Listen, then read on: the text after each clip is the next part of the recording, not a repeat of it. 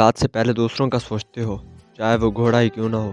لونا اپنے محبوب خیر الدین باربروسا سے کہتی ہے، اللہ نے ہمیں مسلمان بنا کر ہم پر بڑا احسان کیا ہے، ایسے ہی سیکھتے رہیں گے۔ تم بھی تو مجھ سے متاثر ہوئی ہو، اگر مزاج اجازت نہ دیتا تو اتنی دور تک میرے پیچھے نہ آتی۔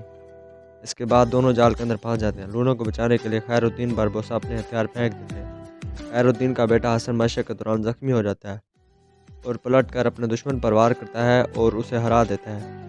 میں اپنے بستر پر مرنا چاہتی تھی، باربروسا آرام سے، پھانسی گھاٹ پر نہیں مرنا چاہتی۔ باربروسا تم اتنے پرسکون کیسے ہو سکتے ہو؟ تقدیر پر ایمان رکھنے والا اس کی طرف سے آنے والی ہر چیز پر یقین رکھتا ہے لونا۔ یہ سب میرا قصور ہے، اگر میں ایسا نہ کرتی تو تم اس جال کے اندر نہ پھنستے۔ تمہارا کوئی قصور نہیں ہے باربروسا، اب ہم مریں گے نہیں بلکہ ہمارا سانس گھٹے گا کیونکہ پھندا چھوٹا کر دیا گیا ہے۔ کاش یہ بات پہلے بتا دیتے باربروسا، تمہیں یہ سب بتانا چاہتی تھی باربروسا، لیکن جب کہ ہم مرنے والے ہیں، امید ہے اگلے جہان میں ملاقات ہوگی۔